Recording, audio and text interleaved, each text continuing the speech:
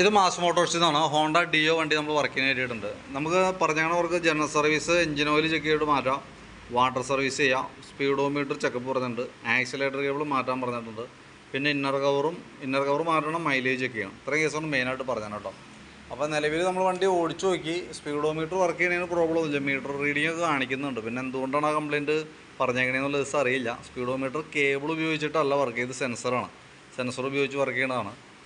പിന്നെ accelerator കേബിളിൻ്റെ complaint പറഞ്ഞിട്ടുണ്ട്. പക്ഷേ പ്രത്യക്ഷത്തിൽ നോക്കുമ്പോൾ ആക്സിലേറ്റർ കേബിളിന് വലിയ പഴക്കം തോന്നുന്നില്ല. കേബിള് നല്ല കേബിളായിട്ടാണ് തോന്നുന്നത് കേട്ടോ. എന്തുകൊണ്ടാണ് അത് മാറ്റാൻ പറഞ്ഞതെന്നറിയില്ല. പക്ഷേ എസ്റ്റിമേറ്റ് ഞാനത് ഉൾപ്പെടുത്തിയിട്ടുണ്ട്. മാറ്റാൻ പറഞ്ഞതും പ്രകാരം എസ്റ്റിമേറ്റ് ഉൾപ്പെടുത്തുന്നുണ്ട്. സർവീസിൻ്റെ ഭാഗമായിട്ട് നമ്മളതിൻ്റെ ബാക്ക് ബ്രേക്കിൻ്റെ ഭാഗം കൂടി ചെക്ക് ചെയ്യാൻ വേണ്ടി അയച്ചിട്ടുണ്ട്. ബ്രേക്ക് ലൈനറൊക്കെ നമുക്ക് ക്ലീൻ ചെയ്യാനൊക്കെ ആയിട്ട് അയച്ചാനാണ്. കമ്പനി ലൈനർ കിടക്കണേ, വലിയ പഴക്കമൊന്നും ആയിട്ടില്ല. അപ്പോൾ ജസ്റ്റ് ഒന്ന് ബ്രേക്ക് ക്യാമൊക്കെ ഒന്ന് അയച്ച് ഗ്രീസ് ചെയ്ത് നമുക്ക് റീസെറ്റ് ചെയ്യാം. ബാക്ക് വീല് പിടിപ്പിക്കുന്നത് ഈ ഒരു ഷാഫ്റ്റും വേണം. നമ്മളതിൻ്റെ ബെയറിങ്ങിൻ്റെ പ്ലേ ഒക്കെ ചെക്ക് ചെയ്ത് വേറെ കംപ്ലയിൻ്റ് ഒന്നുമില്ല. ബാക്കിലത്തെ ടയറായാലും അത്യാവശ്യം ഉപയോഗിക്കാനൊക്കെ ഉണ്ട്. പിന്നെ ഹബിനായാലും വേറെ പറയത്ത കംപ്ലയിൻ്റ് ഒന്നുമില്ല കേട്ടോ. ഗിയറിൻ്റെ ഭാഗത്ത് ഓയിലൊക്കെ നമ്മൾ ചെക്ക് ചെയ്ത് വേറെ കുഴപ്പമില്ല. ഇതിനകത്ത് നമുക്ക് എയർ ഫിൽറ്റർ യൂസ് ചെയ്തത് ഡ്യൂപ്ലിക്കേറ്റ് എയർ ഫിൽറ്ററാണ്. തന്നെയല്ല പൊടി കയറിയിട്ട് അത്യാവശ്യം ബ്ലോക്ക് ആയിട്ടുണ്ട് കേട്ടോ. അപ്പോൾ എയർ ഫിൽറ്റർ ഒന്ന് മാറ്റിയിട്ടേക്കാം. മൈലേജിൻ്റെ പ്രോബ്ലം പറഞ്ഞിട്ടുണ്ട് കേട്ടോ. അപ്പോൾ അതുകൊണ്ട് എയർ ഫിൽറ്റർ നമുക്കൊന്ന് മാറ്റുന്നുണ്ട്. പിന്നെ അതേപോലെ ക്ലച്ചിൻ്റെ ഭാഗം നമ്മൾ ഗ്രീസിങ്ങിനായിട്ട് അഴിച്ചിട്ടുണ്ട്. ക്ലച്ച് ഗ്രീസിങ്ങിന് വേണ്ടിയിട്ട് അഴിച്ചാനാണ്. അപ്പോൾ നിലവിൽ വേറെ ഓയിൽ ലീക്ക് കാര്യങ്ങളൊന്നും പ്രത്യക്ഷത്തിൽ കാണുന്നില്ല. ബെൽറ്റിൻ്റെ കണ്ടീഷൻ നോക്കുമ്പോൾ ബെൽറ്റ് ഈ ഭാഗത്തൊക്കെ പൊട്ടിയിരിക്കണം കേട്ടോ. ഞാനിപ്പോൾ അതൊന്ന് മാർക്ക് ചെയ്യാൻ വേണ്ടിയിട്ട് ഒരു വേസ്റ്റിൻ്റെ പീസ് വെച്ചാണ് അത് ഈ ഭാഗത്ത്. ഇതിവിടെ നല്ല രീതിയിലുള്ള ഡീപ്പായിട്ടുള്ള ഒരു പൊട്ടലാണെന്നുണ്ട്. ബാക്കിയുള്ള ഭാഗങ്ങൾ എല്ലാത്തിൻ്റെ ഉള്ളിൽ കൂടെ ഉണ്ട്. പക്ഷേ ഒരെണ്ണം നല്ല ഡീപ്പാണ്. അത് കൈയോടെ മാറ്റിക്കളയാം. അതല്ലെങ്കിൽ ബെൽറ്റ് പൊട്ടി വഴി പെട്ടു പോകുന്നൊരു സിറ്റുവേഷൻ വരും കേട്ടോ. പിന്നെ അതേപോലെ ബെൻഡെക്സ് നമ്മൾ ചെക്ക് ചെയ്ത് വർക്കിംഗ് നോക്കിയാണ്. വേരിയേറ്റർ ബോഡി, ക്ലച്ച് യൂണിറ്റ്, അതൊക്കെ നോർമൽ സാധാരണ രീതിയിലുള്ള വർക്കിംഗ് ആണ്, വേറെ പ്രോബ്ലം ഒന്നുമില്ല.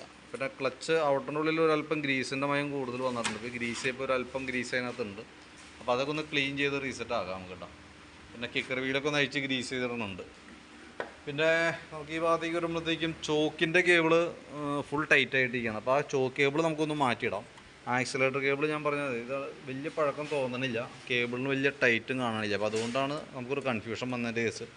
എന്തായാലും മാറ്റാൻ പറഞ്ഞതും പ്രകാരം എസ്റ്റിമേറ്റ് ഞങ്ങൾ ഉൾപ്പെടുത്തിയിട്ടുണ്ട്. പിന്നെ ഇന്നർ കവർ ബാക്കിൽ തന്നെ ഈ പീസ് ഇന്നർ കവറും കൂടി നമ്മൾ എസ്റ്റിമേറ്റിൽ ഉൾപ്പെടുത്തി. അത് കളർ ഫേഡായിട്ടുണ്ടല്ലോ, അപ്പോൾ അതും കൂടി അതിനകത്ത് ഉൾപ്പെടുത്തിയിട്ടുണ്ട് കേട്ടോ. പിന്നെ ഫ്രണ്ടിലേക്ക് വരുമ്പോൾ ഫ്രണ്ട് ബുഷുകളൊക്കെ ഒന്ന് ഗ്രീസ് ചെയ്യാൻ വേണ്ടി അയച്ചിട്ടുണ്ട്. ഗ്രീസ് ചെയ്തിട്ടാൽ മതി.